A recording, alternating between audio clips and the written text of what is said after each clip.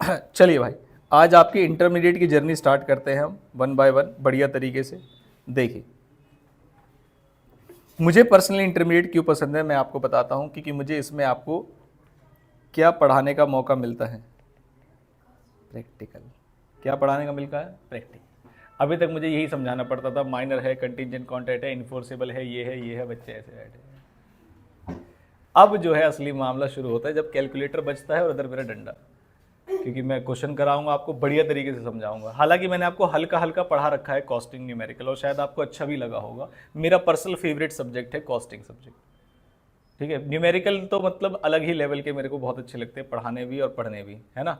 और उसमें क्योंकि ज़्यादा मौका मिलता है, क्योंकि लॉ की क्लास में क्या होता है, 90% हिस्सा टीचर का जाता है पढ़ाने। मैं बताऊँ बेटा, एग्जाम्पल तो कल दे देंगे, एग्जाम्पल तो कल दे देंगे।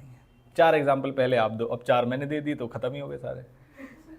तो प्रैक्टिकल में लेकिन थोड़ा अच्छा लगता है मुझे, जब मैं बच्चे से बोलता हूँ ना कि 600 इंटू 3 बेटा बताओ कितने हुए, 600 इंटू 3 कितने हुए, 600 मल्टीप्लाइड बाय 3, सॉरी मतलब हिंदी में पूछ लिया मैंने, 1800 रुपये, है ना। कल मैंने एक बच्चे से पूछा कि 600 इंटू 3 कितने हुए, कह रहे 1008। वो बच्चा क्लास में ही है। चलिए ठीक है, तो अब आते हैं, सुनो जरा ध्यान से भाई, आपके सब्जेक्ट्स के बारे में थोड़ा सा इंट्रोडक्शन देता हूं, और हर क्लास का एक मतलब होगा, ध्यान से सुन लीजिए। हर क्लास का एक मतलब होगा, ध्यान से सुन लो। हम किसकी तैयारी कर रहे हैं ये बताओ जरा, 2026 की। 2026 में 2 अटेम्प्ट है, कौन कौन से? जून वाला भी है और दिसंबर वाला भी है। हाँ लिख तो रहा हूं, आ नहीं रहा।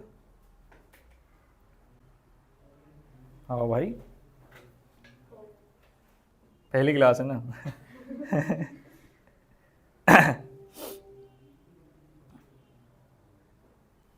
आएगा, आया क्या, देखो आया, ठीक है। तो 2026 में 2 अटेम्प्ट है हमारे पास, जून और दिसंबर। तो आप तैयारी हमेशा एक अटेम्प्ट पहले की करिए। दिसंबर में पेपर है तो किसकी तैयारी करिए? जून की। तो आप जल्दी तैयारी कर सकते हैं, ठीक है। अब बताइए सर, पेपर कैसे कैसे बातचीत है इसके अंदर। मैंने कहा फाउंडेशन में सबसे पहले किस चीज का पेपर था बताओ? लॉ का। तो इसमें भी पेपर 1 किस चीज का होगा, फटाफट से बताइए? लॉ। उसका क्या सिलेबस है वो हम लॉ की क्लास में पढ़ेंगे। फिर उसके बाद आते हैं पेपर नंबर 2, बताइए किस चीज का था आपका? अकाउंट्स का। और यहां पर भी किस चीज का है? अकाउंट्स। अब बताइए फटाफट से, फिर पेपर नंबर 3 किस चीज का था? मैथ्स का। और आपको मैं बहुत तहे दिल से खुशी के साथ ये बताना चाहूंगा कि अब आपके जीवन से क्या हट गई है? मैथ्स हट, कैलकुलेशन है बट मैथ्स हट गई है, कहीं नहीं आएगी आपके आड़े जीवन में। क्या मेरी बात समझ में आती है? ठीक। तो पेपर 3 किस चीज का है? मैंने कहा मैथ से भी खतरनाक सब्जेक्ट जिसका नाम क्या है? टैक्सेशन। लेकिन ये मैथ जितना खराब नहीं है, ठीक है, मुझे मैथ बड़ी खराब लगती है। उसके बाद आते हैं पेपर नंबर किस पे? 4 पे। पेपर नंबर 4 किस चीज का है? जो आपको वहां पर इकोनॉमिक्स हुआ करता था वो किसके नाम से है? कॉस्ट। और यही वो सब्जेक्ट है बेटा जो आपकी नैया पार लगाएगा, चाहे वो एग्रीगेट में हो या किसी में भी हो। आप जब जैसे ही घुसते हैं तो बहुत सारे यहाँ पर फोटोज लगे होते हैं, इंटरमीडिएट क्वालिफाइड, और नीचे हर जगह मेजोरिटी में यही मिलेगा, एग्जामिशन इन कॉस्टिंग। तो यही वो ऐसा सब्जेक्ट है जो तन मन धन से पूरे तरीके से आपको पढ़ाया जाएगा। और इसमें मैं कोशिश करता हूँ कि चाहे बच्चा वीक हो या कुछ भी हो, इसमें तो एग्जामिशन ले आए। और जब एक सब्जेक्ट में आपके पास 60 नंबर आ जाते हैं, कितने नंबर आ जाते हैं? 60। इसका मतलब अब आप 10 नंबर की लिबर्टी किसी सब्जेक्ट में ले सकते हैं, 60 प्लस नंबर जब इसमें आ जाते हैं। क्या मेरी बात? जैसे फॉर एग्जांपल हर किसी में कितने कितने नंबर चाहिए पास होने के लिए? मैंने कहा भाई साहब लॉ में नंबर नहीं देते वो। अब बताना जरा, क्या पास हो जाओगे? क्या पास हो जाएंगे? Answer is yes. दूसरी चीज मैंने कहा जब टैक्स पढ़ाऊंगा तो टैक्स के बारे में बताऊंगा कि टैक्स में कैसे एग्जाम्पशन आती है। अकाउंट्स में मुझे क्यों लगता है बच्चों की एग्जाम्पशन आनी चाहिए, क्योंकि अकाउंट्स पहले आपने कब पढ़ी, फिर आपने कब पढ़े, फिर आपने कब पढ़े, फिर आपने कब पढ़े, अब इंटरमीडिएट में पढ़ोगे। यानी कि आपका सबसे जो पुराना सब्जेक्ट है, जो आप सदियों से पढ़ते हुए आ रहे हैं, उन्हीं कंसेप्ट्स के ऊपर बेस्ड इंटरमीडिएट में आपको पढ़ाया जाएगा, पहली चीज। दूसरी चीज, जिनसे हमने पढ़ा है वही आपको अकाउंट्स पढ़ाएंगे, तो इसमें तो कोई दिक्कत वाली बात है ही नहीं। तो मैं आपको प्रोबेबिलिटी बता रहा हूं कि किस किस सब्जेक्ट में एग्जामिशन आने के चांसेस होते हैं। तो पहली चीज तो अकाउंट्स में एग्जामिशन आने के चांसेस इसलिए होते हैं क्योंकि सारे कंसेप्ट्स इंटरकनेक्टेड हैं और बिल्कुल बढ़िया तरीके से आपके आने ही चाहिए एग्जामिशन में। मतलब ये तो कंफर्म ही होनी चाहिए कि आप 3 साल से एक सब्जेक्ट को पढ़ रहे हैं तो उसमें तो एग्जामिशन आनी चाहिए। कॉस्ट में मैंने आपको प्रॉमिस किया है कि कॉस्टिंग में एग्जामिशन मैं आपको दिलाऊंगा। फिर बचे हमारे पास 2 सब्जेक्ट, नाम क्या है जिनका? लॉ और टैक्स। ठीक है, पहले मैं प्रायर कमिट कुछ नहीं करता और पेपर आने से पहले आप कुछ नहीं कर सकते, लेकिन जब मैं पढ़ा दूंगा तब आप कहेंगे कि सर टैक्स के अंदर दो पार्ट होते हैं, एक होता है जीएसटी और एक कौन सा होता है इनकम टैक्स। ज़्यादा मुश्किल माना जाता है इनकम टैक्स को, तो लेकिन मैं आपको गारंटी देता हूं जब आप पढ़ लेंगे तब आप कहेंगे सर इनकम टैक्स की वजह से हमारी क्या आ जाएगी, फटाफट से बताइए, एग्जेम्पशन आ जाएगी। और वो कैसे आएगी, क्या आएगी, उसका रूल मैं आपको बताऊंगा। अगर मैं आपको बोल दूं आज पहले दिन कि आपके एग्जाम में आए हुए एक एक क्वेश्चन मैं आपको करा चुका हूंगा, तो क्या आप फिर एग्जेम्पशन ला सकते हैं? मैं आपको बता दूं बच्चे गलती कहाँ करते हैं। 800 प्लस 400 बताओ कितने होते हैं? 1200। बस ये अभी बता दिया आपने, लेकिन जब बेटा क्वेश्चन कर रहे होगे ना तो टीचर ये तो कहेगा नहीं 800 प्लस 400 पे ध्यान देना, टीचर कहेगा इस वाले पॉइंट पे ध्यान देना, इस एडजस्टमेंट पे गलत नहीं होना चाहिए, आप वहीं ध्यान देंगे। बस एक अकाउंट से किसी प्रैक्टिकल अमाउंट को उठानी थी और दूसरे अकाउंट में पोस्ट करनी थी, तो वहां से तो उठा के सही चले थे, यहाँ आते आते एक जीरो गिर गई उसकी बेचारे की। ऐसी कुछ दिक्कतें आगे जाके आएंगी, ठीक है। तो मैंने आपको थोड़ा सा इंट्रोडक्शन दे दिया। लॉ में भी एग्जेम्पशन आती है बच्चों की, पहले भी आई है, लेकिन इसमें आपको रिटन प्रैक्टिस बहुत ज्यादा करनी पड़ेगी। चांसेस क्यों है इसमें आने के एग्जेम्पशन? क्योंकि हम अगर दिसंबर के लिए तैयारी करें तो फिर हमारे पास हर सब्जेक्ट में एग्जेम्पशन आनी चाहिए। तो यहां पर चांस क्यों है? मैंने कहा इसमें आपने मेजॉरिटी चीजें कहां पर पढ़ रखी हैं बताइए। मैं आपको अगर पूछूं क्या कॉन्ट्रैक्ट एक्ट, कौन सा एक्ट? कॉन्ट्रैक्ट एक्ट, क्या आपने पढ़ रखा है या नहीं पढ़ रखा? पढ़ रखा है। क्या वो फाउंडेशन में है? हाँ। क्या वो इंटरमीडिएट में है? हाँ। मैंने कहा कॉन्ट्रैक्ट के साथ साथ स्पेशल कॉन्ट्रैक्ट भी थे, पता है आपको? क्या आपने वो पढ़ रखा है? हाँ। क्या इंटरमीडिएट में भी है? हाँ। फिर आते हैं सोगा। सोगा का मतलब क्या होता है? क्या वो आपने फाउंडेशन में पढ़ रखा है? क्या वो इंटरमीडिएट में भी है? हाँ। फिर आते हैं किस पे? Negotiable instrument. मैंने कहा लो आपका सिलेबस एक बार निकाल ही देता हूँ ना, तब बच्चों को एक बार सिलेबस दिखाते हैं। पढ़ाई अब तो पढ़ाई करनी ही है, लेकिन एक बार सिलेबस दिखाते हैं आप। जैसे ये रहा आपका सबसे पहला पेपर किस चीज़ का होगा? बिजनेस लॉ एंड एथिक्स का। तो मैंने कहा चलो इसके सिलेबस पे एक बार लेके चलते हैं, थोड़ा थोड़ा अपनापन सा फील होना चाहिए।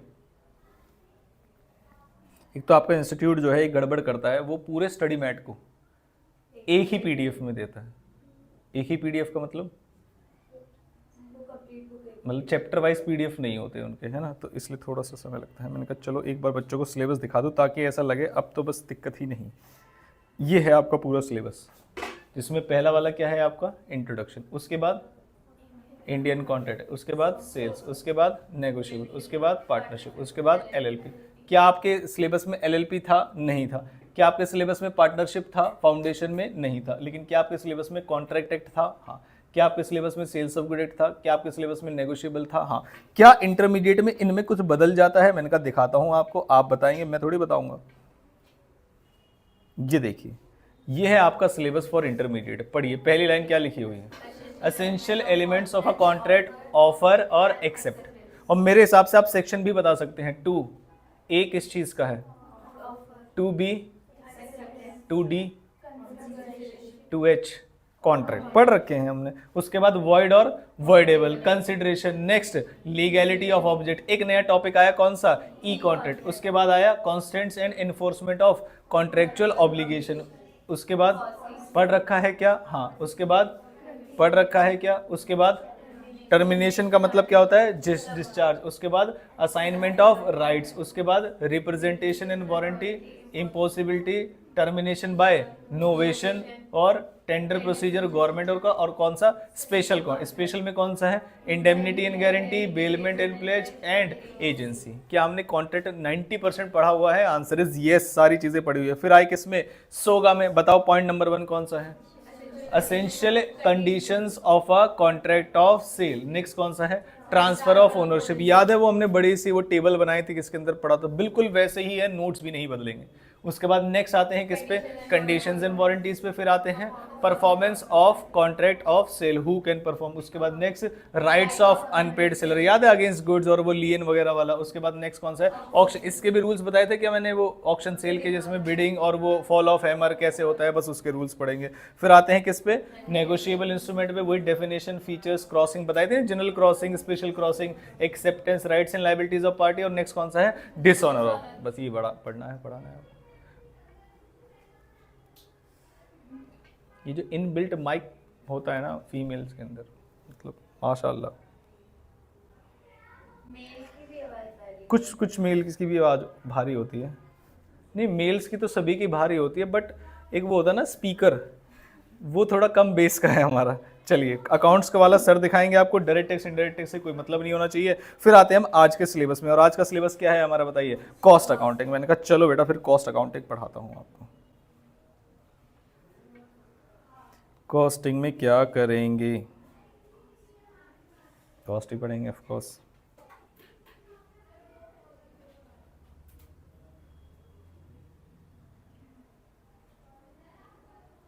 आपको बस कॉस्ट पढ़ते समय ना मुझे एक प्रॉमिस करना पड़ेगा कि सर जो होमवर्क होगा ना, जो भी आप देंगे, जो क्लास के क्वेश्चंस आप देंगे, वो हम उसी दिन करेंगे। आप ये कसम खा लो मेरे साथ, और फिर उसके बाद देख लेना। आप अगर एग्जामिशन ना आए तो मुझसे कह देना, क्योंकि ये कसम एक दिन वाली नहीं है। ये कसम उस दिन की है जब घर जाते ही तुम्हें नींद आएगी, जब पड़ोस में किसी का बर्थडे होगा, है ना, या जब तुम्हारे कहीं झगड़े वगड़े चल रहे होंगे। ये हर उस दिन के लिए है कि भाई साहब, नहीं, मेरी बात समझ में आती है कि सेम डे करना है। मैंने कहा एक बार सिलेबस बताता हूँ आपको। कॉस्टिंग मुझे सबसे अच्छा सब्जेक्ट क्यों लगता है, जरा ध्यान से देखिए। मैंने कहा इसके अंदर हम पढ़ते हैं, सबसे पहला देखो जरा फटाफट से, क्या पढ़ेंगे हम? मटेरियल की कॉस्ट।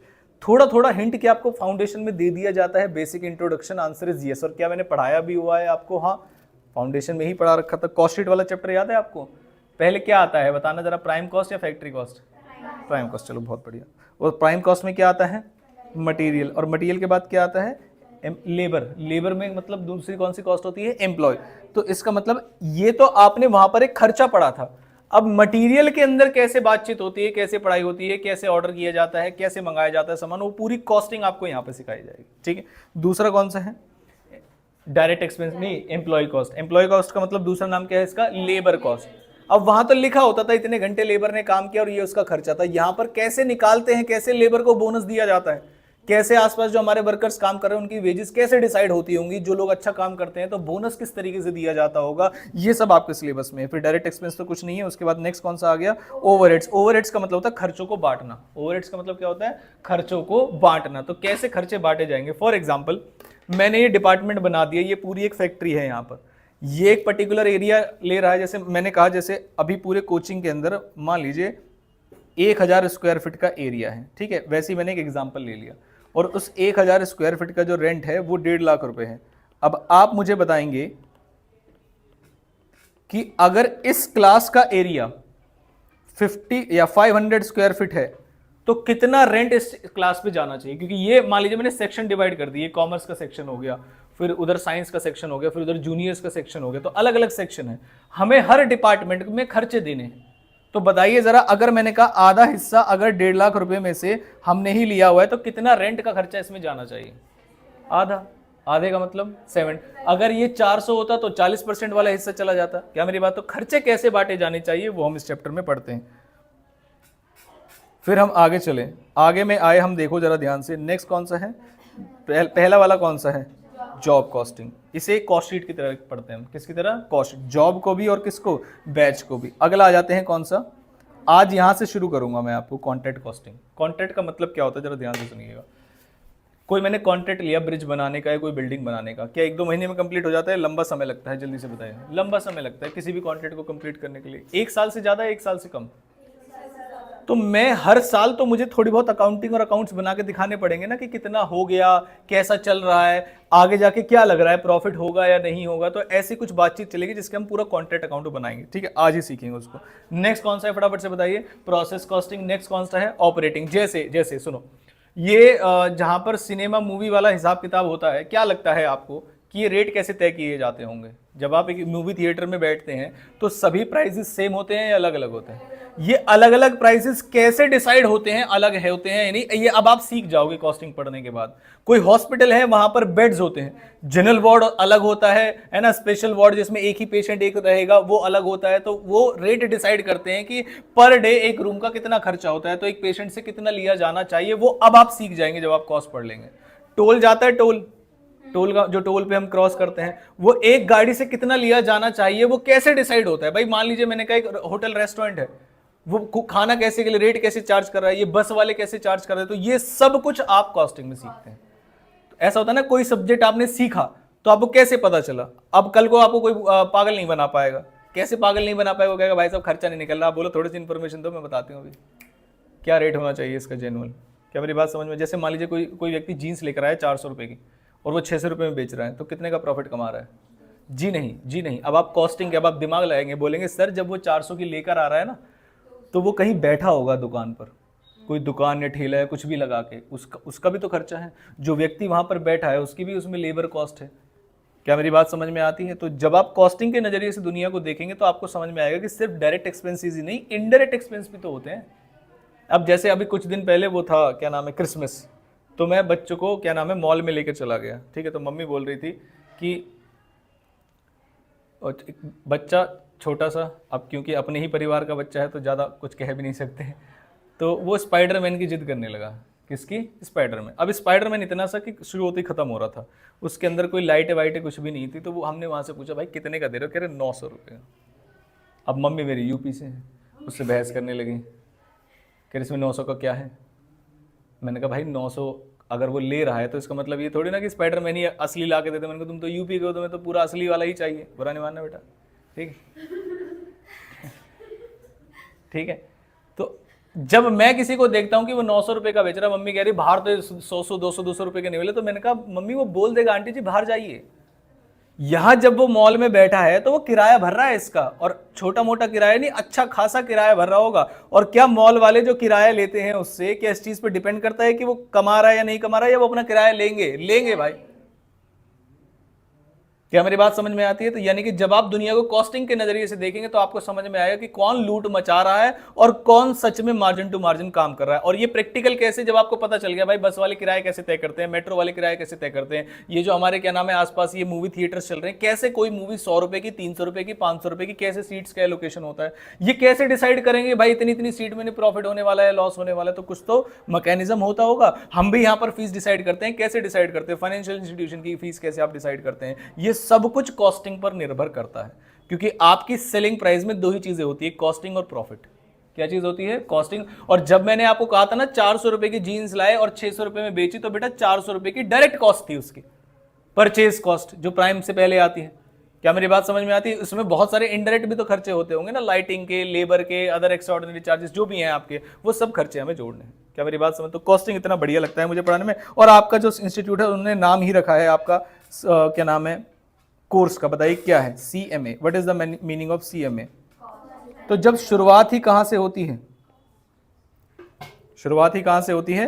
कॉस्ट से। तो इसका मतलब आपका कॉस्ट तो स्ट्रांग होना चाहिए। अगर आपका कॉस्ट स्ट्रांग है तो आपकी ग्रुप 2 में एक सब्जेक्ट है मैनेजमेंट अकाउंटिंग, वो भी बहुत अच्छा होगा। और उसी के बेस पर है फाइनेंशियल मैनेजमेंट, उसी के बेस पर क्या है? फाइनेंशियल। तो सब कुछ डिपेंड करेगा बेटा कॉस्ट पे, और कोई ना कोई रीजन है जिसकी वजह से मैंने सबसे पहले आपको कौन सा शुरू किया है? कॉस्ट। हमेशा से मैं सबसे पहले क्या शुरू करता आया हूं? कॉस्ट। बच्चे का ये स्ट्रांग होना चाहिए, बाकी तो सब हो जाता है। समझ में आती है क्या? चल ठीक, अब शुरू करते हैं कॉन्ट्रैक्ट एक्ट, ठीक है।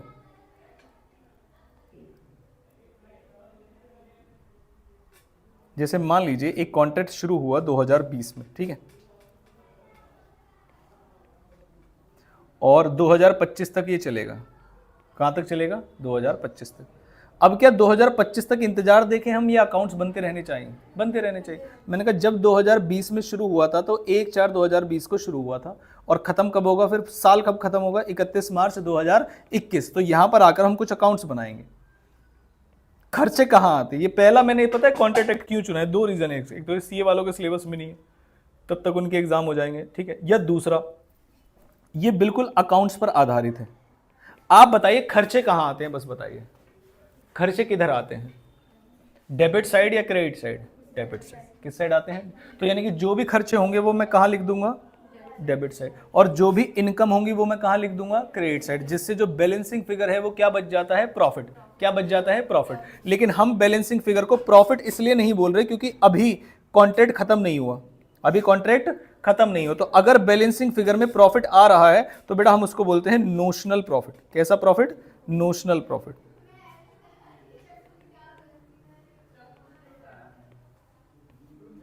पढ़ते समय समझ में आता है कि जब हम आपस में बात कर रहे होते हैं तो सामने वाले को कितनी इरिटेशन होती होगी। अब थोड़ा सा है ना, चलिए ये समझ में आया आपको? आपको समझ में आया? ठीक है। ये आते हैं नोशनल प्रॉफिट में। जब नोशनल प्रॉफिट हुआ तो क्या मैं इसे पीएनएल में ले जाऊं, या अभी ये प्रॉफिट नहीं हुआ है? सर आपको कितनी फिजिक्स आती हो लेकिन ये खुलेगा बाहर कोई।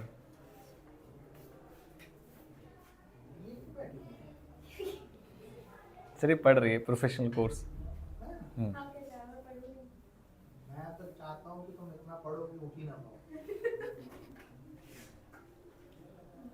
भगवान सुन लेगा, लेकिन भगवान ही करते हैं।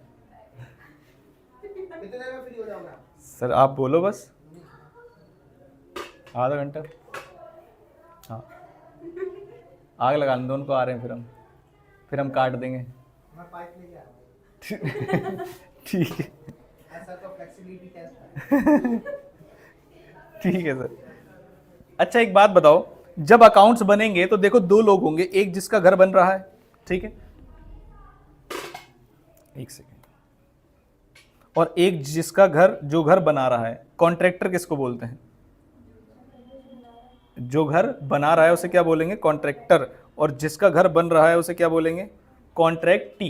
क्या बोलते हैं उसको? कॉन्ट्रैक्ट। ये जो व्यक्ति जिसका घर बन रहा है। अब एक बात बताओ, मैंने कहा था 5 फ्लोर का घर बनवाने की बातचीत हुई थी, ध्यान से समझना। कितने फ्लोर?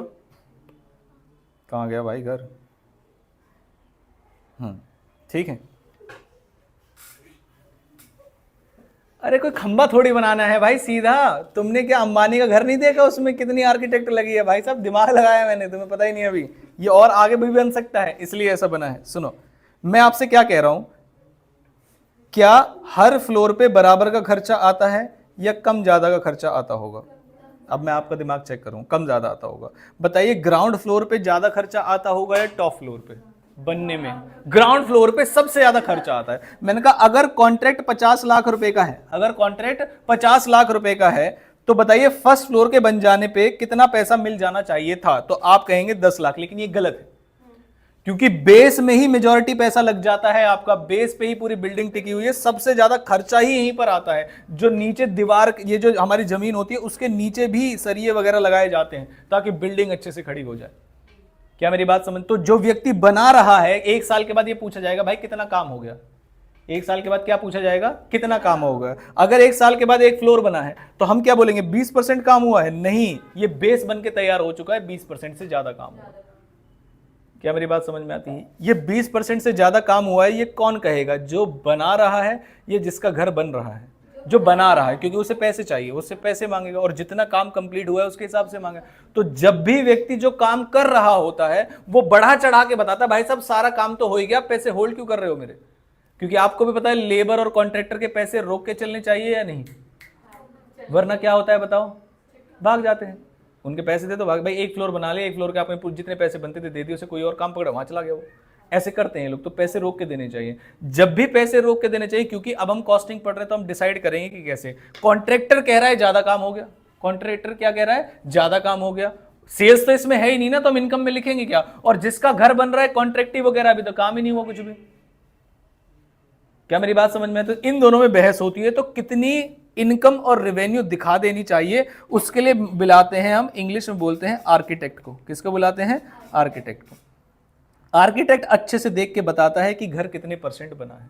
तो यानी कि जब मैं आपको डेबिट और क्रेडिट साइड पढ़ा रहा हूंगा तो पहले तो डेबिट साइड के मैं आइटम्स बताता हूं और एक न्यूमेरिकल के साथ शुरू करेंगे इसको। थ्योरी वेरी नहीं, मतलब न्यूमेरिकल से ही सॉल्व करेंगे। सबसे पहले एक बार दिखा देता हूं डेबिट में क्या जाता है आपका। रॉ मटेरियल आपने साइड पे भेजा, फॉर एग्जाम्पल कितने का? 1.5 लाख रुपए का, ठीक है, एग्जाम्पल मैंने साथ में लिख दिया। फिर उसके बाद लेबर के खर्चे कितने हो गए? 3 लाख। अदर एक्सपेंसेस कितने हो गए? 4 लाख। ये सभी सी कॉन्ट्रैक्ट के हैं। उसके बाद प्लांट हमने भेजा साइड पे कितने का? 10 लाख। तो मुझे प्लांट लिखना चाहिए, डेप्रिसिएशन लिखना चाहिए, क्योंकि प्लांट एक फिक्स एसेट है। डेबिट साइड पीएनएल में कभी कोई फिक्स एसेट लिखी है, उसका डेप्रिसिएशन लिखा है, डेप्रिसिएशन। तो डेप्रिसिएशन लिखने के 2 तरीके हैं। पहला डायरेक्ट लिख दो 10 प्लांट इशूड 10% डेप्रिसिएशन, तो 10% का कितना अमाउंट आएगा यहाँ पर? 1 लाख। कितना अमाउंट आना चाहिए? 1 लाख। लेकिन यहाँ पर मैंने कहा नहीं, मैं इस प्लांट का क्लोजिंग बैलेंस लिख दूंगा, 10 लाख इधर और 9 लाख उधर। क्या इसका दूसरा मतलब यही है कि मैंने डेबिट में 1 लाख रुपए लिखा है? हाँ। फिर मटेरियल लास्ट में साल के एंड में कितना बच गया वो यहां पर लिख दो, और जो भी आपकी क्लोजिंग है कि आपने कुछ रिटर्न किया है फ्रॉम साइट। रिटर्न कहां किया है आपने? From site. साइट पे काम चल रहा था, मटेरियल आपने वापस भेज दिया, वापस भेज दिया तो क्रेडिट कर दो। यानी कि जो आ रहा है वो कहां जाएगा? डेबिट में, और जो जा रहा है वो कहां जाएगा? क्रेडिट में। बस ये 2 सिंपल रूल। फिर वो पूछेंगे भाई साहब इनकम के बारे में तो कुछ बताओ। मैंने कहा इनकम छोड़ो, पहले तुम खर्चों का हिसाब किताब लगाओ, नेट कितने खर्चे हो गए। तो जरा कैलकुलेटर उठाओ जल्दी से। और जो बच्चे कैलकुलेटर नहीं लाए उनके लिए 21 तोपों की सलामी और तो उन्हीं के ऊपर चलवाऊंगा। बेटा सब्जेक्ट क्या लिखा था, कैसे भूल गए? थ्योरी लगा आपको, तुमने तो कॉस्टिंग पढ़ रखी है। चलो कोई बात नहीं, वैसे ही आप काउंट कर लो, इसमें क्या है वैसे तुम गधे हो, पर कैलकुलेशन में क्या है इस बार 1.5 लाख, फिर उसके बाद 3 लाख, कितने हो गए 4.5, फिर उसके बाद 8.5, फिर उसके बाद 18.5, ये खर्चा है, माइनस कर दो 18.5 में से 9 लाख हटा दो, 9.5, 9.5, फिर 0.5 हटा दो 9, फिर उसके बाद 0.5 हटा दो, 0.5 ही तो है, तो कितना बचा 8.5, तो यानी कि मेरा नेट कितना खर्चा हुआ 8.5। समझ में आया आपको या नहीं? अब इंडिविजुअली समझाऊं तो भाई साहब मटेरियल 1.5 लाख का भेजा था मैंने, वापस कितने का मिला 0.5 का, वापस कितने का मिला 0.5, तो मटेरियल का खर्चा कितना हुआ 1 लाख, मटेरियल का खर्चा कितना हुआ 1 लाख। दूसरा लेबर भेजा मैंने 3 लाख का, क्या लेबर को रिलेटेड कोई बात है? नहीं, तो 1 लाख का मटेरियल का खर्चा, 1 लाख 3 लाख का लेबर का खर्चा, टोटल मिला के 4 लाख का खर्चा हो चुका है। तीसरे पे आए अदर एक्सपेंसेस कितने के हैं 4 लाख, कितना हो गया 8 लाख। उसके बाद मैंने कहा लेकिन कुछ मटेरियल वापस चला गया था 0.5 तो 7.5 का हो गया,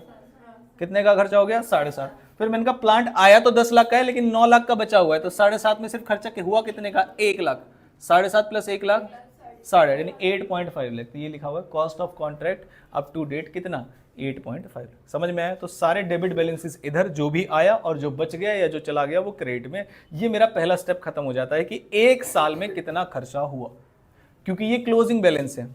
तो क्या ये अगले साल का क्या बन जाएगा फटाफट से बताओ, ओपनिंग। लेकिन हमें नहीं करना अभी, तो हमें एक साल का ही हिसाब कर रहे हैं, ठीक। अच्छा, फिर उसके बाद मैंने कहा इस खर्चे को वापस से यहां भेजो। मैं इनकम को एक बार में नहीं लिखूंगा, मैं पहले खर्चे नेट करूंगा, फिर खर्चे को इधर लाऊंगा, फिर इनकम से कंपेयर करूंगा। तो मैं स्टेप मार्किंग का मतलब ये नहीं होता कि आपने ये अमाउंट चढ़ा दी सर इसके नंबर मिलेंगे क्या। स्टेप मार्किंग का मतलब क्या होता है, आपको लास्ट में प्रॉफिट निकालना है। क्या निकालना है? प्रॉफिट। अब किसी बच्चे ने इसके इधर कॉस्ट वॉस्ट ना लिख के सीधा रेवेन्यू दिखा दी यहाँ पर, तब भी बैलेंसिंग फिगर से आंसर आ जाएगा प्रॉफिट का। अगर मैं यहाँ पर बाय सेल्स लिख दूं, फॉर एग्जांपल सेल्स है अगर, तो क्या तब भी आंसर आ जाएगा? हाँ आ जाएगा। लेकिन हम इसे कितने पार्ट में करेंगे? 3। सबसे पहले पार्ट में मैंने क्या निकाली? कॉस्ट। इसे बोलते हैं स्टेप मार्किंग। अब कोई कहे क्वेश्चन पेपर में से गुरुजी हमने अमाउंट लिखी थी सारी, स्टेप मार्किंग के नंबर मिलेंगे? नहीं बेटा, स्टेप मार्किंग के नंबर नहीं मिलेंगे। आपने कुछ कंप्यूट किया है उसे बोलते हैं स्टेप मार्किंग। किसी चीज को उतारने के लिए थोड़ी ना बोलते हैं स्टेप मार्किंग। तो मैंने क्या कंप्यूट कर लिया फटाफट से बताइए? कॉस्ट, कि एक साल में नेट मेरा कितना खर्चा हुआ है 8.5 लाख रुपए। फिर आते हैं, मैंने इसको अमाउंट को इधर लिख लिया, और इसको क्या सेल बोलूं या WIP बोलूं? WIP। अभी काम चल रहा है, लेकिन काम चल रहा है तो मेरा आर्किटेक्ट कुछ वर्क बता के गया होगा कितने का हो गया है। तो ना कॉन्ट्रैक्टर की चलती है ना ही कॉन्ट्रैक्टी की चलती है, वर्क सर्टिफाई जो करके गया है उसकी चलती है। उसने क्या कहा, कितने का काम हो चुका है? 10 लाख। कितने काम हो चुका है? 10 लाख। कह रहे एक तो 10 लाख की वैल्यू का काम हो चुका है, पहली चीज। दूसरी चीज, कुछ ऐसी चीजें दीवारें खड़ी हो गई हैं, तो हम उसे काम में तो काउंट नहीं करेंगे ना कि कितनी की वैल्यू का काम हुआ है, लेकिन हाँ ये बता देना दीवार लगने में खर्चा कितना हुआ है। तो दीवार लगाने में खर्चा कितना हुआ? 1 लाख। क्या ये सर्टिफाइड है या अनसर्टिफाइड है? अनसर्टिफाइड। और 2 वर्ड्स यूज किए गए, पहला क्या है? वैल्यू, और दूसरा क्या है? कॉस्ट। अगर आर्किटेक्ट सर्टिफाई करके चला गया तो मैं क्या लिखूंगा? उसकी वैल्यू। और अगर आर्किटेक्ट सर्टिफाई करके नहीं गया लेकिन मेरी जेब से तो पैसा गया है, तो मैं उसकी क्या लिखूंगा? कॉस्ट। सर्टिफाई करने पे हो सकता है ये अमाउंट 2 लाख की हो जाती, लेकिन अब वो नहीं लिखने देंगे क्योंकि ये कैसी है? Work uncertified. तो टोटल मिला के अगर सेल्स ना बोल के मैं 2 चीजें बोलता हूं हमेशा क्रेडिट में, क्या आएंगी? वैल्यू ऑफ वर्क सर्टिफाइड और cost of work uncertified. Hindi में समझ में आया आपको? एक आर्किटेक्ट को बुलाया, उसने कहा 10 लाख का काम टनाटन है। कॉन्ट्रैक्टर कह रहा भाई साहब आपकी आंख अंधी हो गई है, ये देखो 4 दीवारें और खड़ी कर दी हैं मैंने, अब काम ही कितना रह गया? कह रहे भाई साहब 4 दीवारें खड़ी करने से नहीं होता, अभी ऊपर लेंटर डलेगा तब फ्लोर कंप्लीट माना जाएगा, खाली दीवारें खड़ी करने से थोड़ी ना हो जाएगा, मैं कैसे चेक कर दूं? कह रहे भाई साहब वो सब छोड़ो, 4 दीवारें खड़ी करने में मेरा 1 लाख का खर्चा तो आया, ये तो दिखा रहा हूं ना मैं। कह रहे भाई साहब मैं सर्टिफाई नहीं कर सकता। तो आप इसे वैल्यू के हिसाब से नहीं लिख सकते, किसके हिसाब से लिखेंगे? कॉस्ट की। जो खर्चा हो गया वो बता दो बस। क्या मेरी बात यहां तक समझ में आ गई है? ये इनकम वाला हिस्सा है। कौन सी वाला इनकम? इनकम। अब ये हो गया 11 लाख, और कॉस्ट कितनी थी? 8,50,000। माइनस करेंगे तो कितना हो जाएगा? 2.5 लाख। माइनस करेंगे कितना आ जाएगा? 2। क्या मैं इसे प्रॉफिट बोलूं या नोशनल प्रॉफिट बोलूं? नोशनल। नोशनल प्रॉफिट का क्या मतलब होता है? क्या ये फाइनल प्रॉफिट है? नहीं, ये एक्सपेक्टेड प्रॉफिट है। क्या मेरी बात समझ में आती है? अब मैंने कहा एक बात बताओ भाई साहब, कॉन्ट्रैक्ट अभी अभी शुरू हुआ है, पहला साल है, क्या इस नोशनल प्रॉफिट 2.5 लाख रुपए को घर ले जाऊं या कॉन्ट्रैक्ट में छोड़ देना चाहिए? और अगर कॉन्ट्रैक्ट में छोड़ दे तो बीवी पटक पटक में मारेगी, भाई साहब साल पूरा हो गया घर में क्या लाया? उसे कौन समझाएगा भाई? भाई घर में बीवी बच्चे हैं अगर किसी के, कोई कॉन्ट्रैक्टर के, साल खत्म होने के बाद क्या कहेगा कि नोशनल है, तो वो बोलेगे एन से ही आता है बेटा, निकल ले। तो इसका मतलब एक दुविधा आ गई। दुविधा ये है कि यार थोड़ा बहुत पैसा तो घर ले जाना चाहिए। सारा थोड़ी ना, देखो सारा कॉन्ट्रैक्ट में रख लिया तो घर नहीं चलेगा, और सारा घर ले गया तो कॉन्ट्रैक्ट नहीं चलेगा। भाई अभी तो ताजा ताजा हुआ है, आगे जाके जरूरत पड़ सकती है, अनएक्सपेक्टेड इवेंट्स आ सकते हैं, खर्चा बढ़ सकता है, कुछ भी हो सकता है, तो रोक के चलना चाहिए। उसने कहा भाई सारा रोक लोगे तो फैमिली नहीं रुकेगी आपकी। क्या मेरी बात समझ में आती है? ठीक है। तो उसने कहा फिर हम क्या करेंगे, मैंने कहा रूल बनाएंगे, नोशनल प्रॉफिट को उठा के इधर ले आऊंगा मैं, और फिर इसमें से कुछ हिस्सा कहां ले जाऊंगा, पीएनएल। पीएनएल का मतलब है घर, पीएनएल का क्या मतलब है, घर। नेट प्रॉफिट हो जाएगा वो मेरा कुछ हिस्सा, और कुछ हिस्से का क्या कर दूंगा मैं, रिजर्व। रिजर्व कहां रहेगा, घर में जाएगा या कॉन्ट्रैक्ट में रहेगा, कॉन्ट्रैक्ट में। तो मैंने 3 हिस्से बताए आपको कॉन्ट्रैक्ट अकाउंट बनाने के। पहला हिस्सा खर्चे सारे डेबिट साइड, और जो बच गया वो सारा क्रेडिट साइड। 2 चीजें आती है क्रेडिट साइड, जो बच गया और जो चला गया यहां से, खराब हो गया, रिटर्न कर दिया, कुछ भी है, तो वहां से जो बैलेंसिंग फिगर बचता है वो बचती है कॉस्ट। क्या बचती है, कॉस्ट। फिर कॉस्ट को उठाया आपने, कॉस्ट को उठा के आगे ले आए टू बैलेंस ब्रॉट डाउन में। क्या मेरी बात समझ में आए? और कंपेयर किया किससे, इनकम से। किससे कंपेयर किया, इनकम। इनकम में 2 ही चीजें आएंगी, वैल्यू ऑफ वर्क सर्टिफाइड और cost of work uncertified. Cost क्यों आएगी, वैल्यू क्यों आएगी, समझ में आ गया? अगर बैलेंसिंग फिगर किया तो मेरा प्रॉफिट आएगा या नोशनल प्रॉफिट आएगा, नोशनल। अब नोशनल प्रॉफिट अगर मेरा आया तो उसमें से कुछ हिस्सा कहां चला जाएगा, पीएनएल में, और कुछ हिस्सा कहां चला जाएगा, रिजर्व। क्या मेरी बात आपको समझ में आई? पक्की बात है। अब एक क्वेश्चन करें प्रैक्टिकल फुल फ्लेज, फिर आपको समझाता हूं कि कैसे कैसे बातचीत होगी। ठीक है, आप बताएंगे और मैं करूंगा। ये आपके एग्जाम का ही क्वेश्चन था, पर चलो छोड़ो। हालांकि मैं आपको पता है अभी भी एग्जाम के क्वेश्चन भी ट्राई करवा सकता हूं आपको, लेकिन हमने कहा ज़्यादा हवाबाजी हो जाएगी, फिर वो पहले बेसिक से चलेंगे। ठीक। और मेरा रूल है पढ़ाने का, बच्चों का रूल ये है सिंपल, कि एक जो छोटा चैप्टर है उसे कराने में मैं 4 से 5 क्लास लेता हूँ, जिसमें सारे PYQs हम कवर करते हैं क्लास के अंदर ही, स्टडी मैट के सॉल्यूशन कवर करेंगे क्लास के अंदर ही, और जो हमारी बुक है उसके सॉल्यूशन कवर करेंगे क्लास के अंदर। तो 3 चीज़ें मैं ही कराऊंगा क्लास में। ठीक है। तो सर फिर हमें क्या मिलेगा, मैंने कहा बेटा प्रैक्टिस के कुछ क्वेश्चन दिए हैं, आपकी बुक 2 पार्ट में डिवाइडेड है कॉस्टिंग की, एक मेन और एक प्रैक्टिस क्वेश्चंस। जैसे क्वेश्चंस मैं आपको करा दूंगा वैसे ही सिमिलर क्वेश्चंस आपको प्रैक्टिस के लिए दूंगा, जिसमें डिजिट्स अलग होंगी। तो जो क्वेश्चन मैं क्लास में करवा रहा हूं वो आप घर से करेंगे, और जब कभी होमवर्क दिया वो ज्यादा नहीं दूंगा, मैक्सिमम 1 या 2 क्वेश्चन बस, इससे ज्यादा कभी क्वेश्चन नहीं। रूल मेरा सिंपल है, मैं सब कुछ क्लास में करवाता हूं और आपको घर जाके खुद से करना है, और वो आपको आना चाहिए। 2 ही रूल है बस। सब कुछ कहां होगा, क्लास में। आप घर पे जाके, एक होता है ना कॉपी कर लिया, वो नहीं करना है आपको, घर पे जाके क्वेश्चन दोबारा से सॉल्व करना है खुद। तो पहले प्रैक्टिस और रिवीजन यही हो जाता है, जब आप खुद क्वेश्चन से भिड़ते हैं, और जहां दिक्कत आ रही देख लो। क्या मेरी बात समझ में आती है? तो ये तरीका है कॉस्टिंग को पढ़ने का। एक होता है कि भाई टीचर भी लिखे जा रहा है, तुम भी लिखे जा रहे हो, ये कोई पढ़ना थोड़ी ना, तो गधा मजदूरी हुई। मैंने आपको अच्छे तरीके से क्वेश्चन समझा दिया, बिल्कुल ऐसा होना चाहिए कि जब आप रास्ते में जाओ कहीं कट लग जाए तो कॉस्टिंग निकलनी चाहिए उसमें से, तो फिर भूलने वाली कोई बात नहीं। बाकी मैं PDF शेयर कर दूंगा आपको। ठीक है। एग्जाम का क्वेश्चन कराता हूं बच्चों आपको, लो चलो। कहने कोई बात नहीं, एग्जाम क्वेश्चन कराओ, क्यों मुझे पता है तुम लोग थोड़ा हटके हो, तारीफ की मैंने, है ना। हटके का मतलब अगर आप मतलब दूसरे शब्द में लिख सको तो उल्टी खोपड़े। तो पहले होता क्या है, हाँ अरे ये गलती ऐसी जगह करते हैं गधे, मुश्किल मुश्किल क्वेश्चन करा दो बढ़िया तरीके से कर लेते हैं, आसान आसान सर गलती हो गई, है ना। तो मैंने कहा जैसे बच्चे वैसी ही पढ़ाई। लो पहले क्या होता है बेटा, एग्जाम्पल्स कराए जाते हैं। क्या कराए जाते हैं, एग्जाम्पल।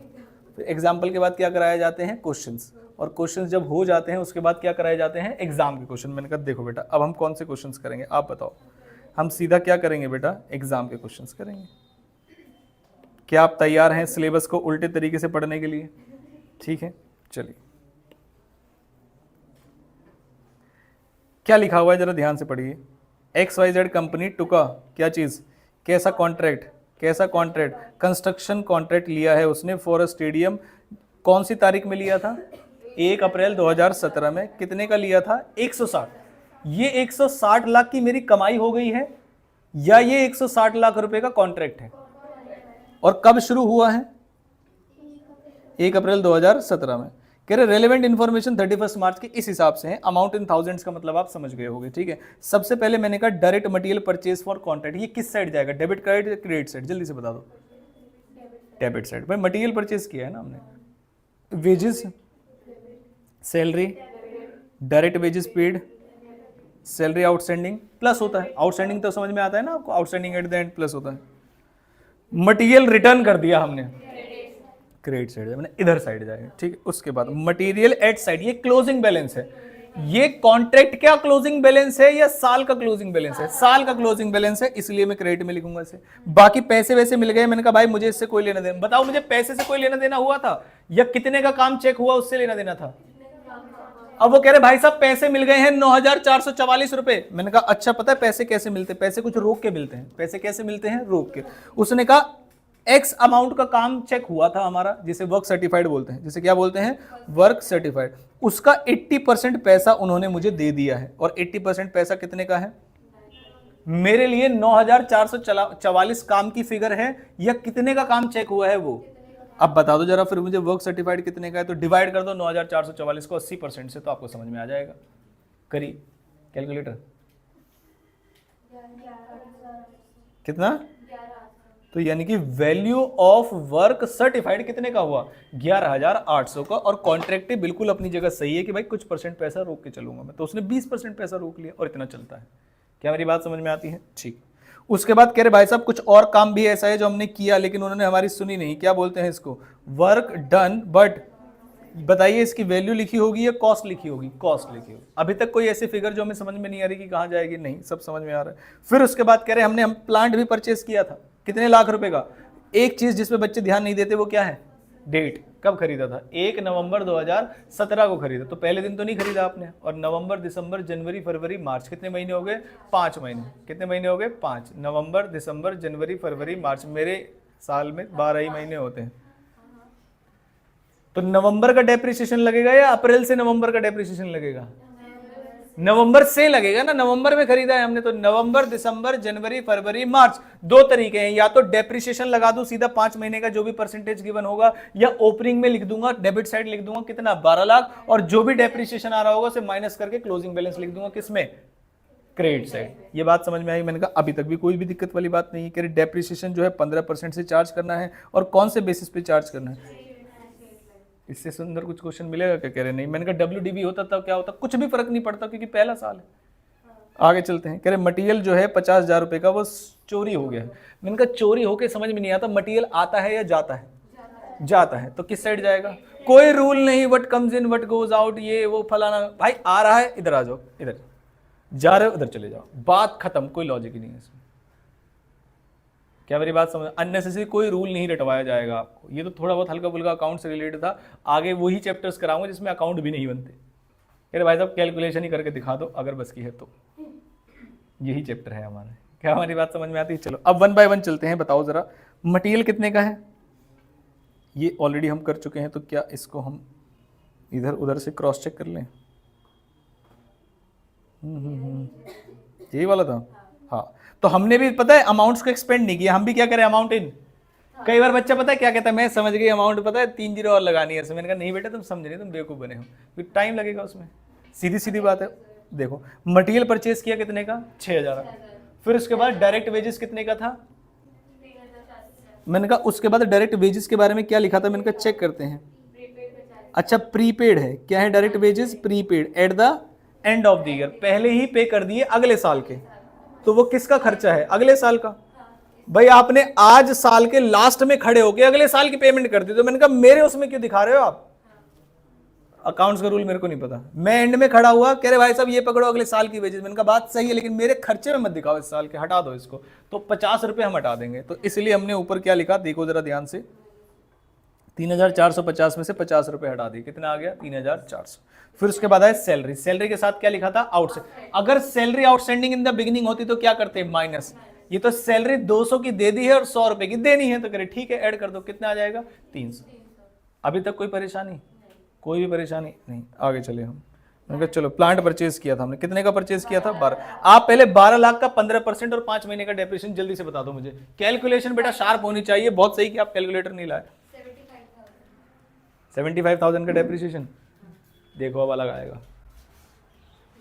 कैलकुलेटर बेटा करना है आपको मेरे साथ साथ, तभी कॉस्टिंग सीखोगे। लाए हो ना बेटा कैलकुलेटर, बहुत बढ़िया। 75,000 कैसे किया बताओ। देखो भाई मैं शुरुआत में आपको सब बताते हुए चलूंगा। देखो ये वाला कैलकुलेटर सही नहीं, वो भी सही वैसे तो। कितने का प्लांट है आपके फाउंडेशन में? डेप्रिसिएशन चैप्टर था ठीक, फिर भी मैं सिखाऊंगा बेटा।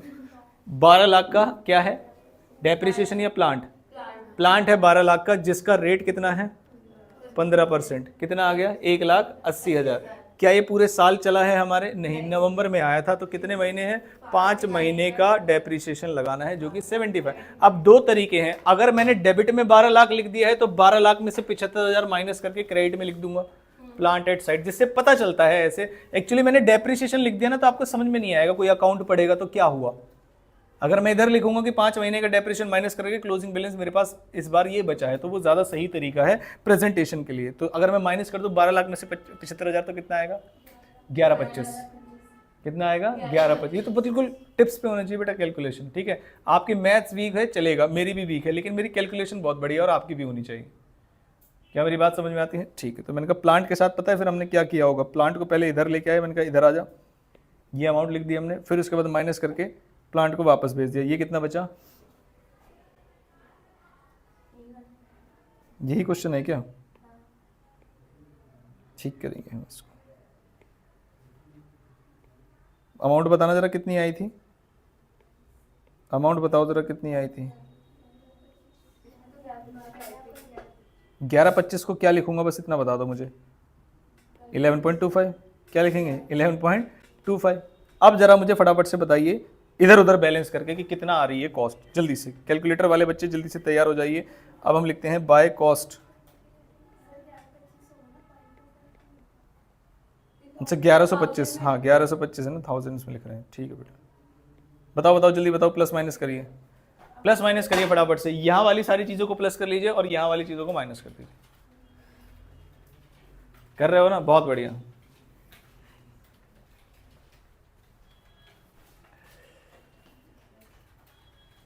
आ जाओ आ जाओ, तुम 5 मिनट पहले आते तो कॉस्टिंग सीख जाते बेटा, कॉन्ट्रैक्ट में कैसे काम होता है। बताइए कितना आ रहा है? हाँ कितना? 10,200। तो 10,000 ऐसे क्यों? आपने as it is plus minus किया है ना, तो हम एज इट इज, ये देखो इसलिए बेटा 1000 कितना कितना आ रहा बताइए? 10,200 और थाउजेंड्स में है तो वो हम उसमें जा ही नहीं रहे। ये है। अब मैंने कॉस्ट को उठाया और इधर ले आया 10,200 में। अब आते हैं वर्क सर्टिफाइड पे, WIP पे। पहले मुझे क्या लिखना है बताइए? Value of work certified. मैंने कहा कैसे निकाला, कितनी अमाउंट से बताओगे? 11,800। कैसे किया था हमने? 9,440, 9,440 का डिवाइड कर दिया था कितने परसेंट से? 80% से। बताइए कितना आया था? 11,800। यही आया था ना, ये भी क्योंकि थाउजेंड्स में गिवन था ना, ये भी ऐसे ही गिवन था। और एक और कॉस्ट है work done but not certified. ये सारी ही अमाउंट्स इन थाउजेंड्स में है। कितनी की थी? 500 रुपये की। तो मैंने कहा इधर आऊँगा और इधर वैल्यू लिखूँ या कॉस्ट लिखूँ? कॉस्ट ऑफ वर्क क्या लिखूँ? अनसर्टिफाइड। जल्दी से बताइए कितना आ रहा है? 500। यहाँ तक कोई परेशानी? देखो अभी तक मैंने कुछ बहुत बड़ा समझा दिया कि आपको नहीं, प्लस माइनस समझाया है। और इधर आप फटाफट से अब मुझे बता देंगे नोशनल प्रॉफिट कितना आना चाहिए। कितने का नोशनल प्रॉफिट आना चाहिए? 21। यहाँ तक समझ में आया या नहीं ये बताइए बस आप फटाफट से। यहाँ तक समझ में आया सभी को? कौन सी बात ऐसी है जो एक बार बता दूं? फटाफट से बताइए कौन सी अमाउंट या कौन सी बात ऐसी है, कौन सा स्टेप ऐसा है। आप पूछते हैं ना स्टेप मार्किंग मिलती है नहीं मिलती? मिलती है बेटा। देखो पहली स्टेप मार्किंग मुझे कहाँ मिलेगी? कॉस्ट निकालने पर। दूसरी स्टेप मार्किंग मुझे कहाँ मिलेगी? नोशनल प्रॉफिट निकालने को। और अगर लास्ट में डिस्ट्रीब्यूशन में गड़बड़ कर दी तो इसके मार्क्स कटेंगे।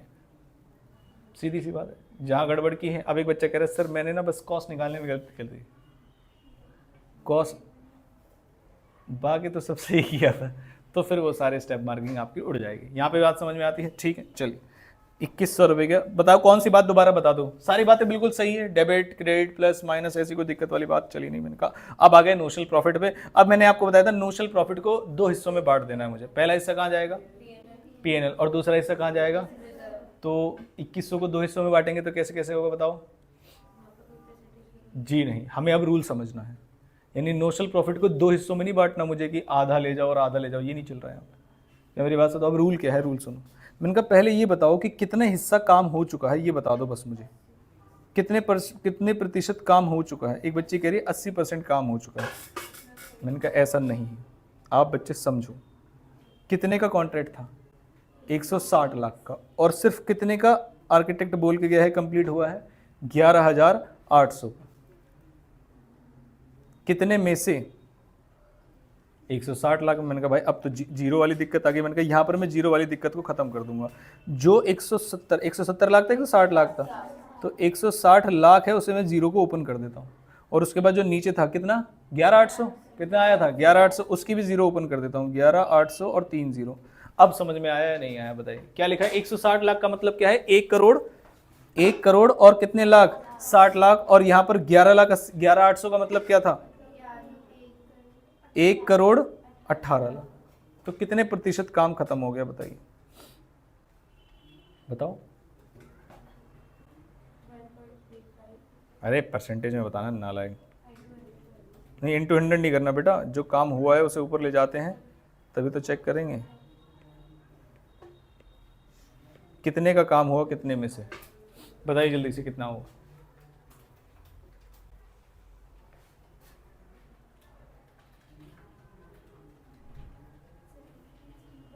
73 अप्रॉक्स 73% काम हो गया। 73% काम को क्या बोलते हैं, थोड़ा बहुत काम हुआ है या काफ़ी काम हो गया है, काफ़ी काम हुआ। तो हमने कहा ट्रांसफ़र करने के 3 रूल्स होते हैं। अगर आपका काम कितने परसेंट तक खत्म हुआ है तो कुछ भी मत लेके जाओ घर पे, क्योंकि अभी भी काम शुरू हुआ है। तो यानी कि अगर आपका काम कितने परसेंट कंप्लीट हुआ है, 25% तक, तो आपको घर पे यानी कि नोशनल प्रॉफिट में से जो आपका क्या नाम है पीएनएल में जाएगा वो कितना जाएगा, 0, और रिजर्व में कितना जाएगा, पूरी अमाउंट। लेकिन अगर आपका काम 25% से ज़्यादा खत्म हो गया है और 50% तक पहुंच चुका है तो आपको कितना ले जाना चाहिए, 1/3।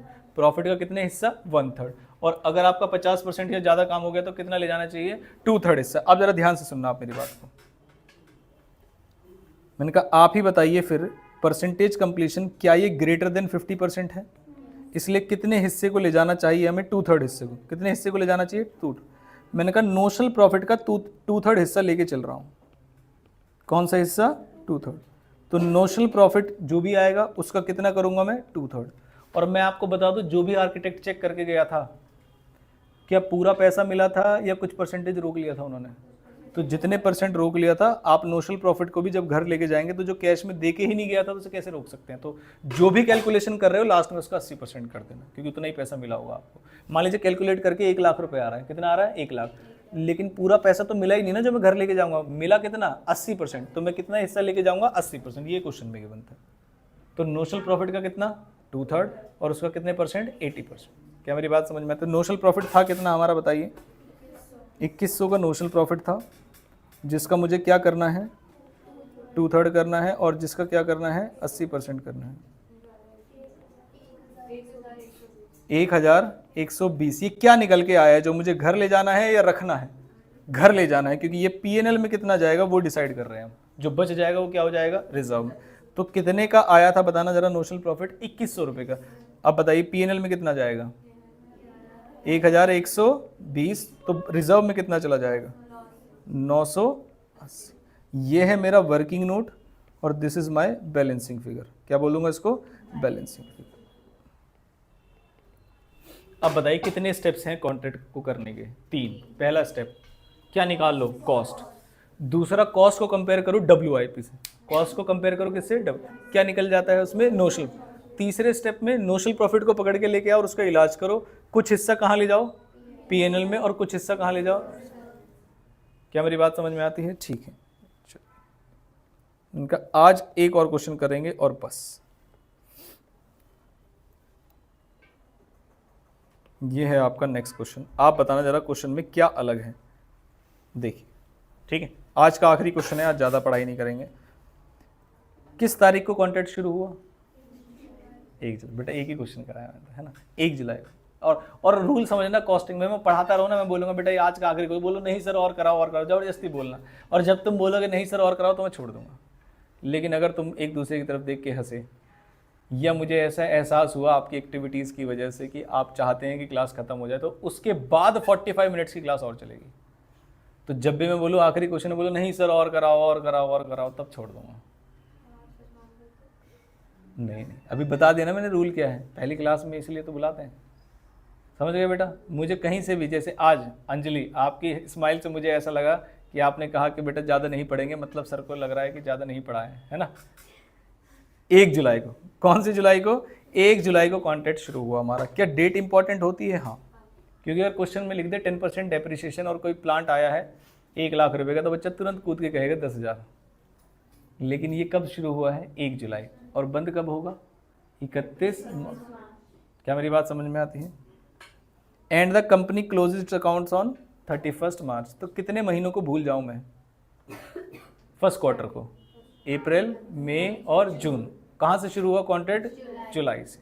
क्या मेरी बात? तो जुलाई से लेके मार्च तक कितने महीने होते हैं? 9 मंथ्स। तो कल को अगर किसी की सैलरी पर मंथ में गिवन होगी तो कितने मंथ्स की लगाऊंगा? 9 महीने की। और डेप्रिसिएशन भी कितने मंथ्स का लगाऊंगा? 9। बस ये बात आपको पहले स्टेप में ध्यान में रख के चलनी है। बाकी कॉन्ट्रैक्ट में मटेरियल इशू किया गया, कहाँ जाएगा बताओ जरा? वेजेस, प्रीपेड डायरेक्ट वेजेस कौन सी तारीख को? स्टार्टिंग वाली है या आखिरी वाली है? आखिरी वाली है, इसलिए क्या किया जाएगा? माइनस। एडमिनिस्ट्रेशन चार्जेस को क्या करूंगा? प्लस। कह रहे हैं एक सुपरवाइजर है, कौन है? सुपरवाइजर। उसे कितने की सैलरी दे दी है? 50,000 पर मंथ की। मैंने कहा भाई सुपरवाइजर तो बहुत सारे कॉन्ट्रैक्ट को देखता होगा, तो मैंने कहा उसका कितना हिस्सा टाइम जो है मेरे कॉन्ट्रैक्ट पे जाता है, बस ये बताओ, सीधी सी बात। Has devoted 2/3 of his time to this. तो बताओ कितनी सैलरी लेके जाऊंगा मैं? 50,000 पहले तो मल्टीप्लाइड बाय कितने मंथ्स? 9 मंथ्स। ये पूरे साल की सैलरी आ गई। और उसका कितना हिस्सा मेरे कॉन्ट्रैक्ट पे जाता है? 2/3। कितना आ रहा है? 3 लाख की सैलरी मेरी जाएगी सुपरवाइजर। ये बात समझ में आई या नहीं आई? सिंपल बात है, कितनी सैलरी बनती है 9 महीने की, और 2/3 हिस्सा उसने मेरे कॉन्ट्रैक्ट पे डिवाइड किया है। ठीक, अच्छा। उसके बाद कह रहे प्लांट कितने का लेकर आए हम? मैंने कहा इतनी घटिया अमाउंट का प्लांट तुम्हें दिया किसने? कह रहे नहीं इसलिए दिया है ताकि कैलकुलेशन सही आ जाए। ठीक है, तो प्लांट कितने की कॉस्टिंग है? 7,85,270। उसमें साइट पे है वो कितने दिन के लिए? 185 दिन के लिए। It's working life is estimated at 9 years and scrap value कितने का है? तुमने डेप्रिसिएशन पढ़ा है बेटा? डेप्रिसिएशन निकाल के दिखाओ तुम इस साल का। तुमने पढ़ रखा है डेप्रिसिएशन 11th में, फाउंडेशन में? तो चलो चेक कर लेते हैं।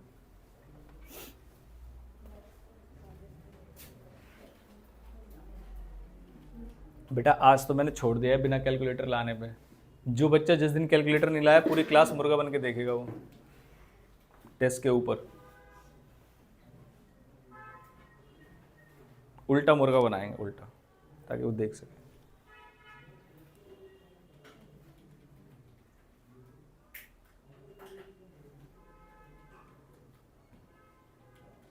अरे बता दो।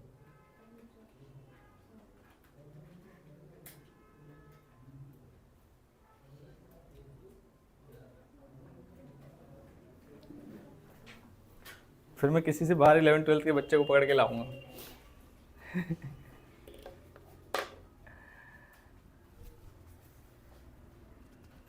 अंजलि कितने का आ रहा है? डेप्रिसिएशन ही नहीं आ रहा। कैलकुलेटर दो बेटा बच्चों को। पीछे देखो किट्टू बस इसलिए नहीं निकाल रही, कैलकुलेटर नहीं है, वरना देखो अभी तक निकाल चुके होते। हो गया? नहीं यार उनको दे दो, तब से अब तक निकाल के बैठे होते हो। क्या कर रहे हो तुम? निकाल के बेटा। प्रियंका कब से कह रही है 1 सेकंड में निकाल देगी। देना कैलकुलेटर एक बार।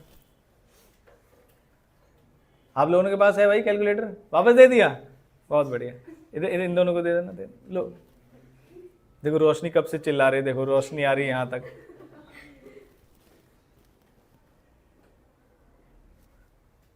मैं सच में किसी 11वीं या 12वीं के बच्चे को पकड़ के लेकर आता, है ना, देखी जाएगी।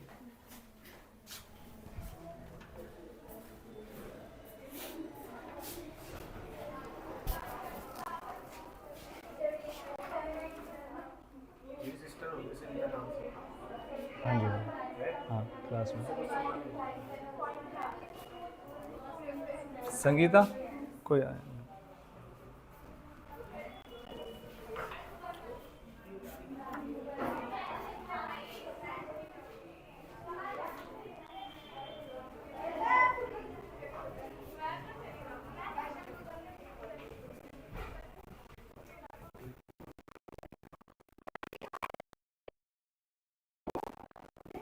कराओ ना।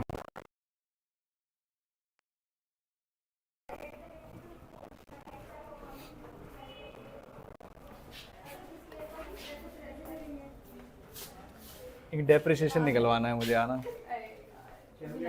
हाँ कैलकुलेटर भी है। इतने का प्लांट खरीदा है, रुक जाओ, इतने का प्लांट खरीदा है, 185 दिन का डेप्रिसिएशन निकालना है। ठीक है, कॉपी पेन दे दो यहाँ पर। देखो प्लांट है 7,85,270 का, ठीक है, 185 दिन का डेप्रिसिएशन निकालना है आपको। लाइफ उसकी 9 साल है और 75,000 की स्क्रैप है। क्या आ गया? नहीं बेटा, आप सबने बोला आया नहीं। नहीं, किसी ने नहीं बोला आया। शराब, मैंने पूछा निकला नहीं।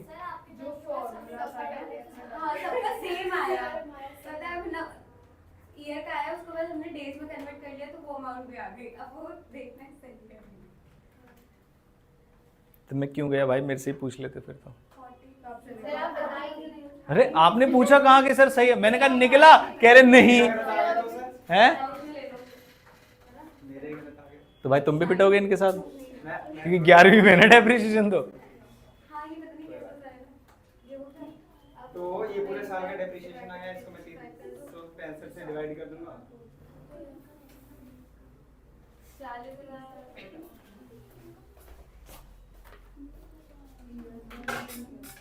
उनतालीस हजार 999। हाँ 40 मतलब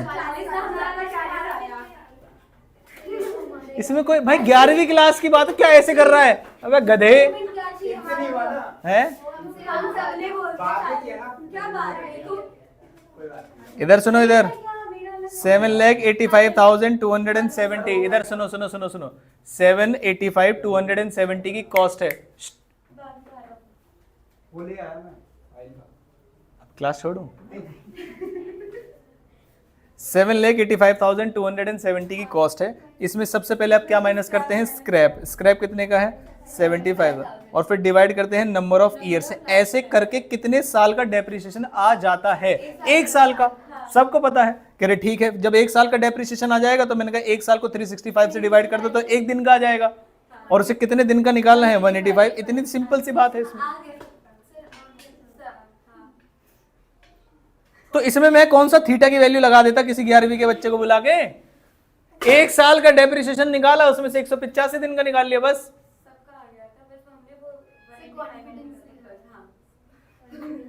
तो बेटा कॉस्टिंग में मैं आपको डेप्रिसिएशन में ही तो कॉन्फिडेंस दिलाने के लिए आया हूं। कितना आएगा? 40,000।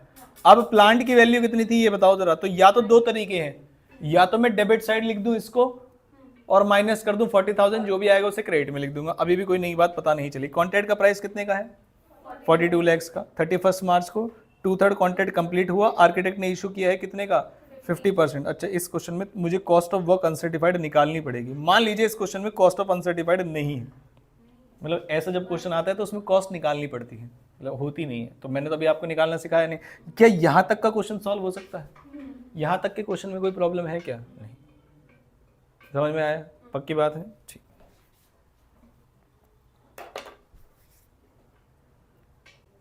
अगर मैं आपसे ये बोलूं कि मैं आपको 1-2 क्वेश्चन देता हूं जिसमें आप नोशनल प्रॉफिट तक निकाल के आ जाइएगा और नीचे जो एक स्टेटमेंट बनाते हैं ना उसे आगे करते हैं जब कॉन्ट्रैक्ट को कंटिन्यू, उसको बस लिख के छोड़ दीजिएगा, वो मैं कराऊंगा। क्या आप कर सकते हैं? ये वाला क्वेश्चन में, इस वाले क्वेश्चन में ये वाला करना ही नहीं है, तो मैंने ऐसे ही बताया। क्या मेरी बात सुन? तो मान लीजिए अगर कोई कॉन्ट्रैक्ट है जिसमें खर्चे हैं और इनकम है, बस इधर उधर करना है, तो क्या आप कर सकते हैं? 1-2 क्वेश्चन दूं आपको? ठीक।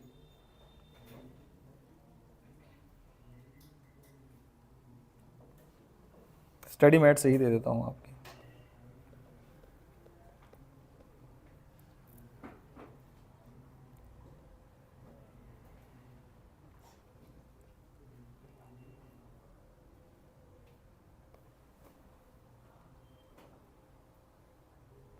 आसान आसान क्वेश्चन है इसमें।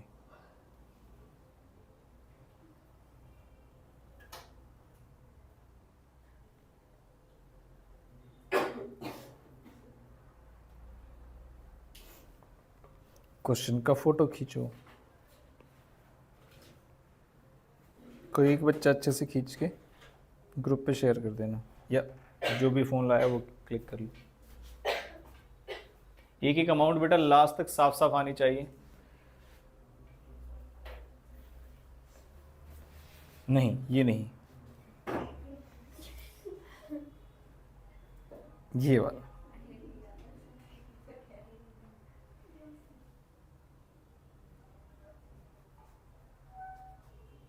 हाँ पक्का, क्योंकि इसमें वो नहीं है ना कॉस्ट ऑफ वर्क अनसर्टिफाइड। एक ही कैलकुलेशन बेटा सिखानी पूरे पेपर पूरी कॉस्टिंग में मुझे आपको कि कॉस्ट ऑफ अनसर्टिफाइड कैसे निकालते हैं। अदरवाइज मुझे लगता नहीं कि इस क्वेश्चन में कोई दिक्कत रही होगी। देख लो आप, कुछ क्वेश्चन में दिक्कत लग रही है कि आपको कैसी भी पढ़ो जरा। मटेरियल है जो भेजा गया है इशूड, फिर उसके बाद डायरेक्ट वेजेस है, कहाँ जाएंगे? दोनों डेबिट साइड। फिर प्लांट हायर्ड, हायर्ड का मतलब खरीदा नहीं है, प्लांट के हायरिंग चार्जेस है तो एज इट इज आ जाएंगे। उसके बाद साइट की ऑफिस की कॉस्ट, उसके बाद मटेरियल रिटर्न कहाँ जाएगा? क्रेडिट में जाएगा। डायरेक्ट एक्सपेंसेस डेबिट में। वर्क सर्टिफाइड है, ये वैल्यू है तो डायरेक्ट कहाँ जाएगी? ये जब कॉस्ट निकल जाएगी उसके बाद प्रोग्रेस पेमेंट रिसीव्ड, ये इतने पैसे मिले हैं। अब 10,000 में से 7,200 पैसे मिले हैं मुझे, तो कितने परसेंट पैसे मिले हैं? 72%। कितने परसेंट पैसे मिले? मेरा इसका काम है या इसका काम है? जब मैं वो लिखता हूँ कॉस्ट को, फिर वैल्यू ऑफ WIP में जाता हूँ। WIP में दो चीज़ें आती हैं, वैल्यू ऑफ वर्क सर्टिफाइड और कॉस्ट ऑफ वर्क अनसर्टिफाइड। तो वैल्यू ऑफ वर्क सर्टिफाइड क्या है? 7,200 या 10,000? कितने पैसे मिले मुझे उससे कोई लेना देना है क्या? नहीं, वैल्यू से लेना देना है। कितने का काम चेक हुआ और कितने का काम चेक हुआ? 10। कह रहे उसके बाद स्पेशल प्लांट परचेज किया गया था, क्या वो इस प्लांट की बात कर रहे हैं? नहीं, इसका तो हो गया हिसाब किताब। स्पेशल प्लांट परचेज किया गया इसी कॉन्ट्रैक्ट के लिए, कितने लाख का? 8 लाख का। एंड आफ्टर यूज कॉन्ट्रैक्ट कहां तक रहेगा? 31/2/2024 तक, 14 तक। और खरीदा कब है?